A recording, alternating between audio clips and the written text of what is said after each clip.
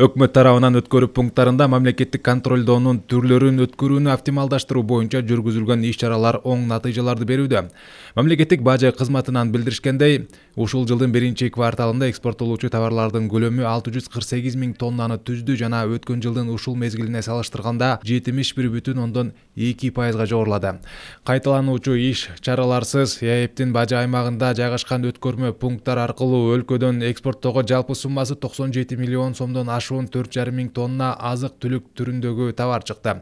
Өкмөттүн Кыргызстанда Евразия экономикалык бирлигинин бажы чек арасы аркылуу автомобилдик өткөрүү пункттарында мамлекеттик контролдун түрлөрүн жүргүзүүнүн айрым маселелери жөнүндө токтому менен товарларды экспорттоого санитардык, карантиндик, ветеринардык жана фитосанитардык коопсуздук жаатындагы контролду жүзөгө ашыруу, ошондой эле тыюу салууларды жана чектөөлөрдү сактоону ырастоо боюнча бардык зарыл аракеттер бажылык тариздөө жайларында гана жүргүзүлөт деп бекитилген. Бул чаралар өкмөт тарабынан чек араларда жол жоболорду жөнөкөйлөтүү жана оптималдаштыруу максатында кабыл алынган. Анткени товарлар чыгууда, өткөрүү пункттарында кайталануучу текшерүү жана мурда берилген документтерди каттоо жүргүзүлгөн. Бул экспорттоочулар үчүн кошумча убакыт чыгымдарын алып келген.